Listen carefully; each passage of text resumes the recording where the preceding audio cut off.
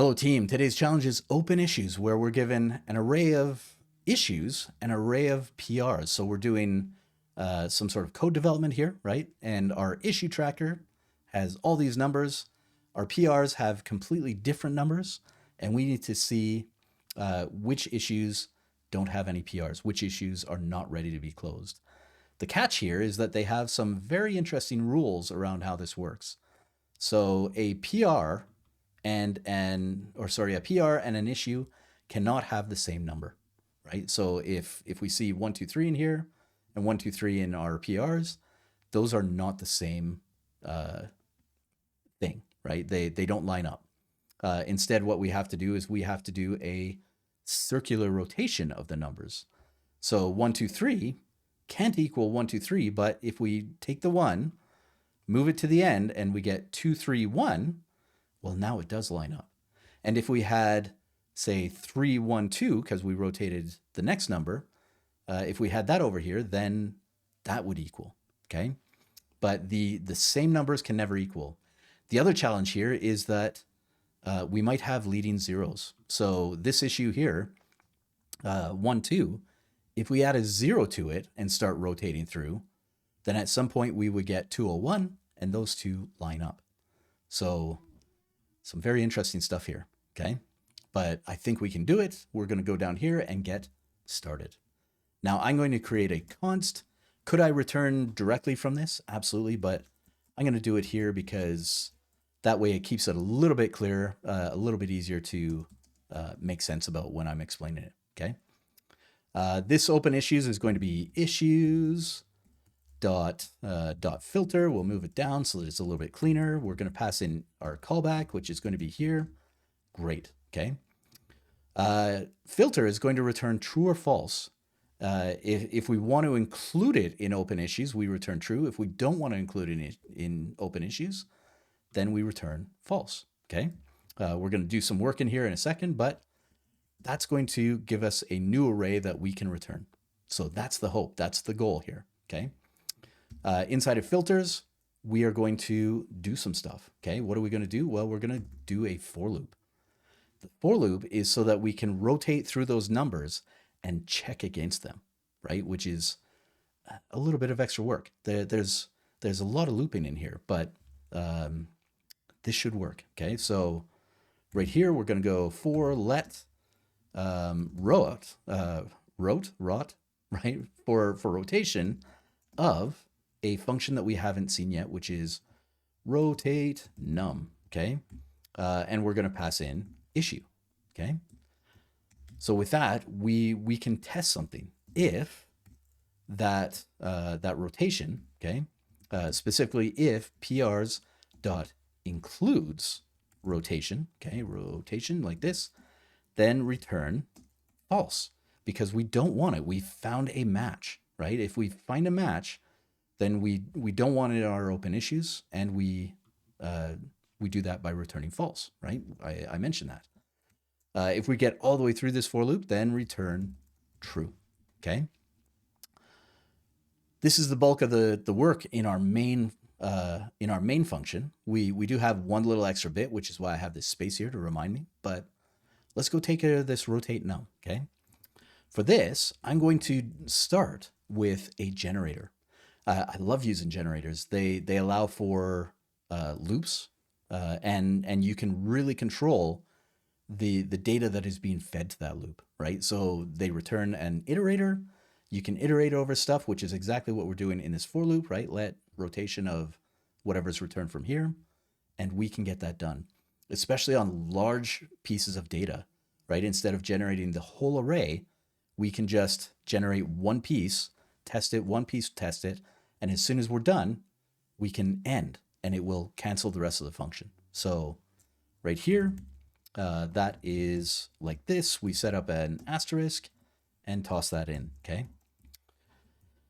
Now the asterisk is the magic here, but they are separate tokens, function and the asterisk. So while it's become very popular to put the asterisk right after the function, you could have a space in here. You could put the asterisk against the name. It doesn't matter, right? The compiler will figure it out.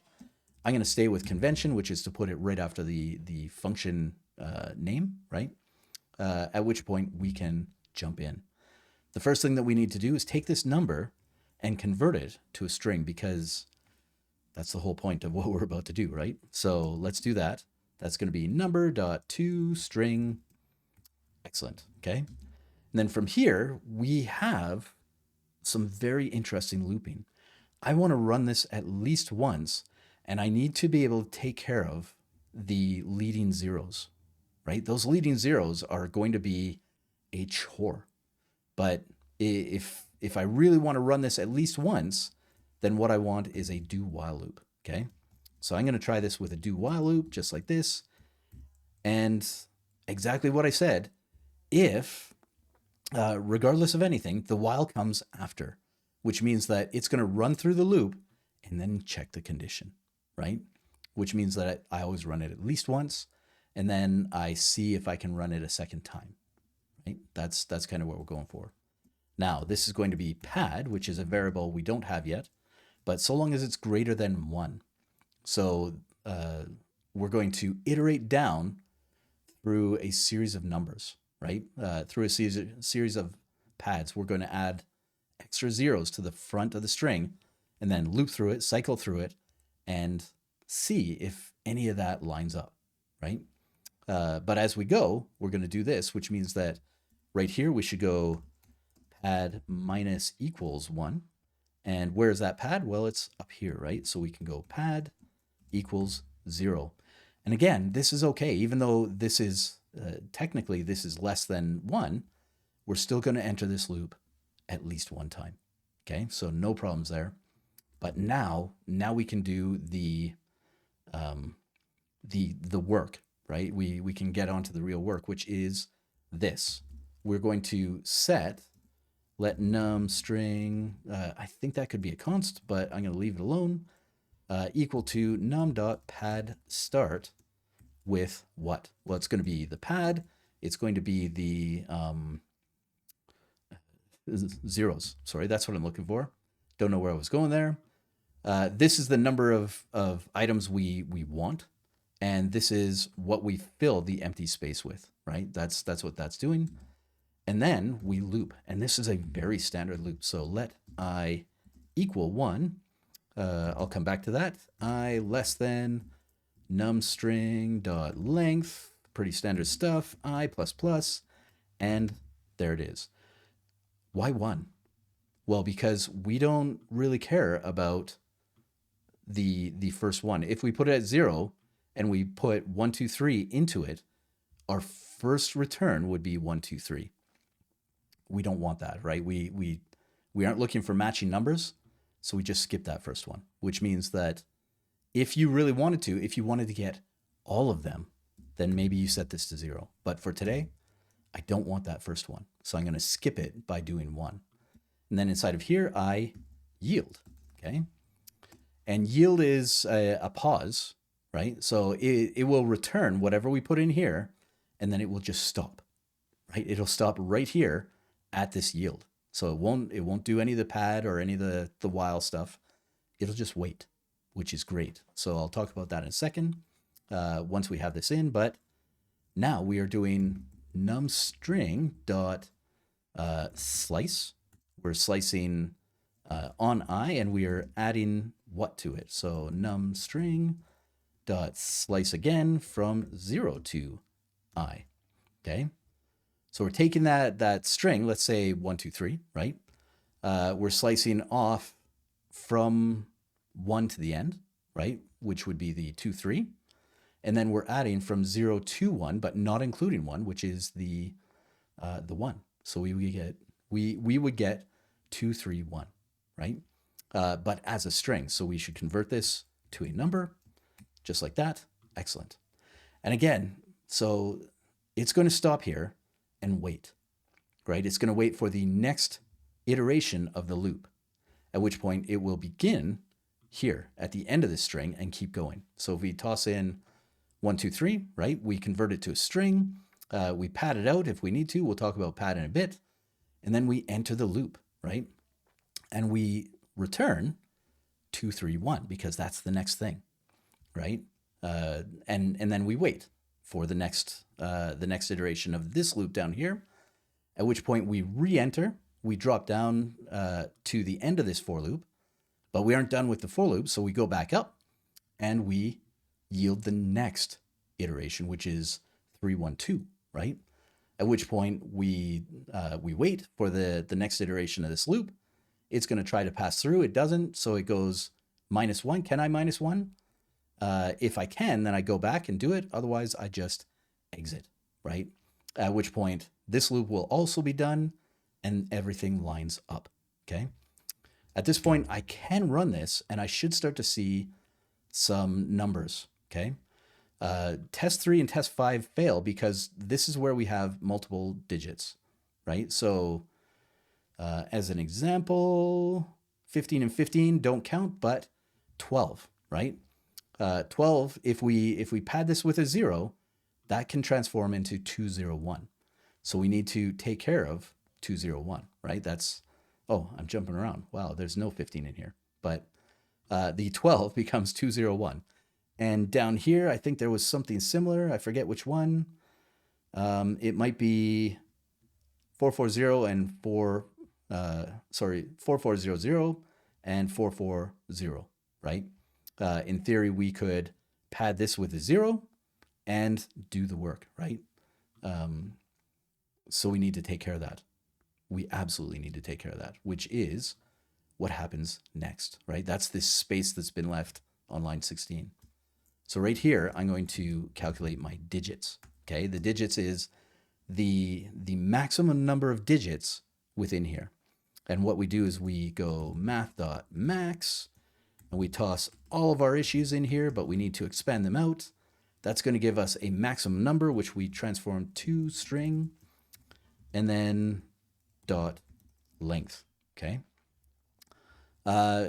In recent other videos, I've done log 10, right? Log 10 works. This is just a little bit faster for this, right? Because we aren't doing a lot here. So just a pinch faster to get things done.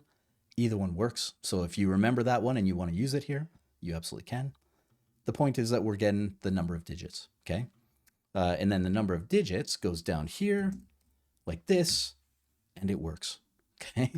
And it works quite well. So let's review really quick, right? We send our issues into a filter, at which point we do this rotation. And because it's a generator, we can rotate on individual numbers, right? So as soon as we find one that matches, we kick out of here. So we don't have to cover all of the different numbers, right? We don't have to worry about any of that. And we don't need to generate the entire array. That's the performance gain of using a generator, at least on big arrays. Okay, we'll talk about that in a second. So from here, we return false. If we get all the way through this loop, then we return true, right? Because it should be added to open issues, and we send it out the door. Now, as for this rotate numbers, again, it's a generator, right? We send in the number, we pad it out, and right here, let's imagine that digits was 4. So now pad is 4. We're going to make sure that we have, if it's just 2 digits, well, now it's 4 digits, and the first 2 digits are 0, right? And then we do our looping. If we find anything or anything works, we return, we get rid of this. Otherwise, we subtract 1. So now pad is 3. We pad out with a single 0, right? And we just keep going down until we get, until we break from this loop, at which point we are done, and it works quite well, okay? Is it fast? Not always, okay? It is plenty fast enough, right? It's not going to be a huge performance loss. I think in my testing, I saw around 150,000, right? 150,000 ops per second. If you need that maximum performance, you can go and change this function, this generator, to just a regular function, okay? That looks like this. We paste it down. We won't even need to change anything and get open issues. So we can get rid of the generator, the asterisk, and then up here we add in a way to capture, right? So we let output equal an empty array. And then we're going to go through here, and instead of yield, we're going to go output dot push, grabbing all this, putting it all in there. It needs to be that number. And then, of course, returning the output. Okay. So we changed, we got rid of the asterisk. We added a way to capture. We iterated and built out our entire array, and we returned that entire array, and it still works. And this will get you to around 200,000 ops per second. So again, not, 50,000 ops is not a small number. So maybe you prefer that. But this one, the difference being, we've done pretty much the same work, but I can exit from this early, right? Whereby exit, I technically exit down here, right? I just stop calling it. At which point, because it's not being called anymore, and I leave all of this, it destroys all that. The garbage collection kicks in, and it ends, right? Whereas with something like this, we generate the entire array. So if we had a massive array, this would be slower than the generator. Because we don't have massive arrays, this is quite fast, right? It is faster than the generator. So you have to pick the right thing for the job. Again, if your arrays are quite big, you go with the generator because it's going to be a little bit faster over time. Otherwise, if you're just working with small arrays, then get it done. Okay. And that's it. That's the whole challenge for today. So again, we did a bit of a filter in here. There's quite a bit of looping. I'm not sure I'm super happy about that, but it gets the job done. Again, not every solution, just hopefully one good solution, right? And we got to play with generators, which I really, really like, right? I like the ergonomics of them, right? The way that we can selectively call pieces of information, right? Instead of just looping through an array, we have to loop through everything in the array. We can decide what we return from this, right? What we yield. Sorry, I keep using return, but what we yield from this. Or if we want, we could return from this, which would end it, right? So we could return early, and that would be the end of the looping, right? So lots of control in here, but for today, this is going to be a little bit faster. Again, let me know what you think, right? Let me know in the comments. Do you like it? Do you hate it? Did you go a different way? Did you find a way to reduce some of these loops to optimize the process, right? Let me know all that good stuff. Otherwise, today this has been Open Issues, and I will see you tomorrow.